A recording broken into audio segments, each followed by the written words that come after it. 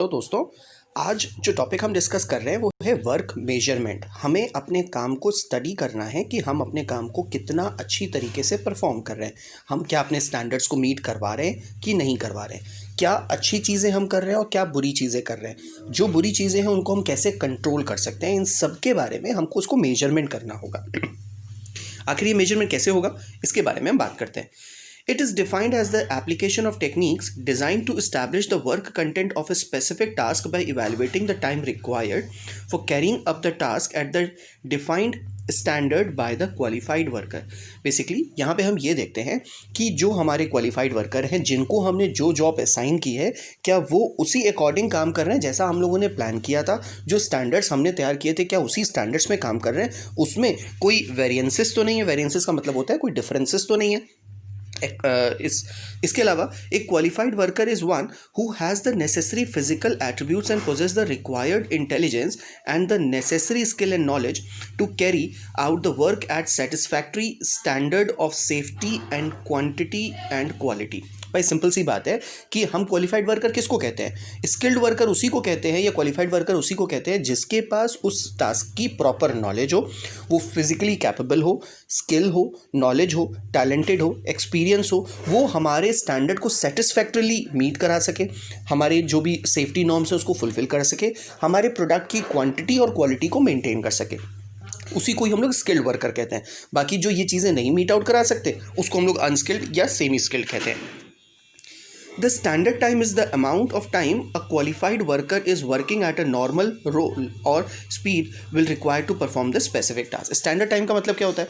Standard time का मतलब कि किसी काम को पूरा करने के लिए एक एक्सपेक्टेड टाइम क्या है, एक एस्टिमेटेड टाइम क्या है जो यूजुअली हर वर्कर को लगता है उस काम को पूरा करने में। जैसे कि यूँ कह लो कि अगर किसी काम को पूरा करने में, अगर मैं फॉर एग्जाम्पल मुझे अगर एक यूनिट बनानी है, एक यूनिट को बनाने में अगर 1 घंटे का समय सबको लगता है, तो बट ऑब्वियसली चीज़ है जो मैक्सिमम लोगों को लगता है, इसका मतलब वो स्टैंडर्ड है।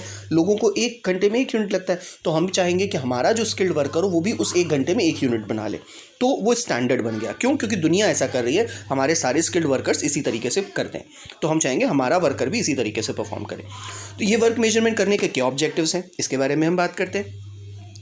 Improve planning and control of activity. देखो, जब एक बहुत सिंपल तरीका होता है कि जब आप अपने काम की एनालिसिस करते हो तभी आपको पता चलता है कि क्या लूप होल्स हैं, क्या कमियां हैं, किन चीज़ों को कंट्रोल करने की ज़रूरत है, किस चीज़ को अपवर्ड लिफ्ट करने की ज़रूरत है, किस चीज़ को डाउनवर्ड लिफ्ट करने की ज़रूरत है।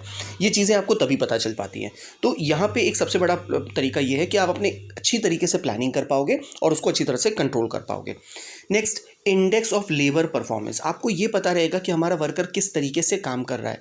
हम जिसको कह रहे हैं कि हमारा स्किल्ड वर्कर है, क्या वो एक्चुअली स्किल्ड वर्कर है? भाई हमने जब इंटरव्यू लिया उसने कहा अरे हमारे पास 10 साल का एक्सपीरियंस है। जब काम करने बैठा, भाई हमको तो पता था 10 साल का एक्सपीरियंस, क्योंकि बंदा बोल रहा है 10 साल का एक्सपीरियंस है। हमने उसको स्किल्ड वर्कर की तरह ट्रीट किया और मैंने उसको अच्छे काम में लगा दिया। पता चला यार वो तो वहाँ पे असिस्टेंट का काम करता था, उसने तो कभी मशीनें ऑपरेट ही नहीं की थी। कहने को भले ही 10 साल से काम करता था, बट उस 10 साल में भी उसने कोई काम अच्छे से किया नहीं था। तो हमें पता होना चाहिए हमारे लेबर की परफॉर्मेंस, उसी अकॉर्डिंगली हम उनको फिक्स करेंगे उनके roles. Next, basis for labour cost control. और जब हमें पता है कि हमारा अच्छा वर्कर अच्छी जगह पे काम कर रहा है, तो इसका मतलब है वो क्वांटिटेटिव काम करेगा, वो हमारी प्रोडक्टिविटी को अच्छा कराएगा, तो कहीं ना कहीं हमारे लिए लेबर कॉस्ट को कंट्रोल करने में भी वो मेरी हेल्प करेगा।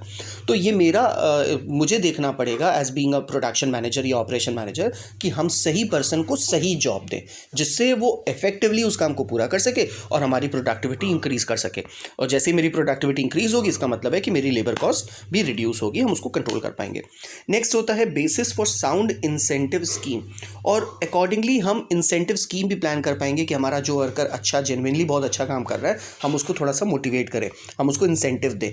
जो वर्कर हमारे अच्छी तरीके से परफॉर्म नहीं कर रहे, हम उनको निगलेक्ट तो नहीं करें, बट हम उनको बहुत ज़्यादा ऐसा ना करें कि पता चला कि कोई वर्कर है जो काम कम कर रहा है, बातें ज़्यादा कर रहा है, या सिर्फ दिखा बहुत ज़्यादा रहा है काम का, और हम उसको बहुत अप्रिशिएट करते जाए। इससे क्या होगा कि जो जेन्युइन वर्कर है हम उसको निगलेक्ट कर पाएंगे और वो हमारे लिए कहीं ना कहीं नुकसानदायक हो जाएगा।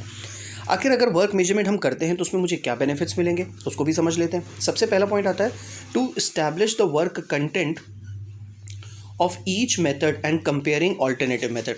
देखो, जब हम कोई काम कर रहे हैं तो हमें ये देखने में आसानी, मतलब ये समझने में आसानी होगी कि जो मेथड हम यूज़ कर रहे हैं क्या वही बेस्ट मेथड है। ऐसा तो नहीं कि इससे भी अच्छे मेथड्स अवेलेबल हैं पर हमको पता ही नहीं है, या मैं सॉल्व ही नहीं कर रहा हूँ, या मैं देख ही नहीं रहा हूँ। तो एक बार जब आप स्टडी करते हो तो आपको पता चलता है कि हाँ यार, जो मेथड में काम कर रहा हूँ, जिस फिलॉसफी से, जिस मेथड से मैं काम कर रहा हूँ वो सही है, वो कहीं से गलत नहीं है।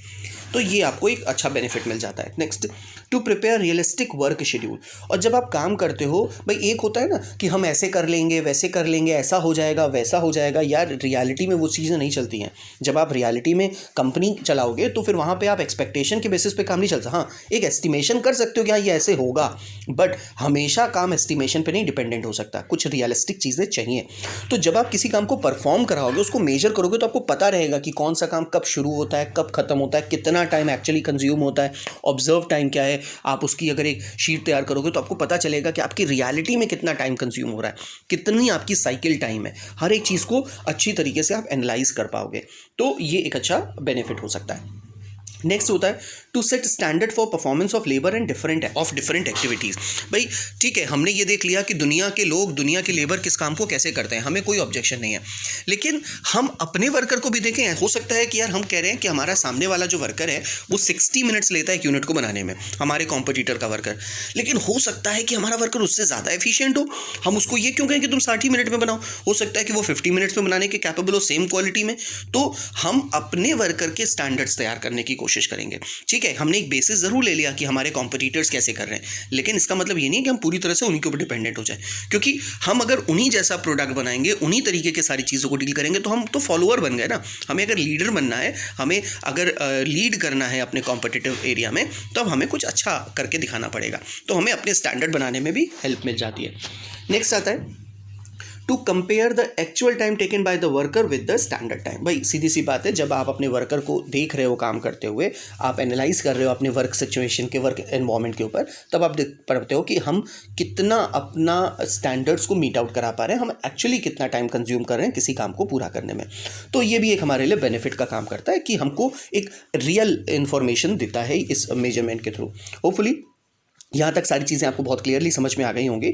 फिर भी कोई डाउट होगा तो उसको डेफिनेटली हम लोग डील कर लेंगे। तब तक के लिए thank you for watching this video. Have a nice day.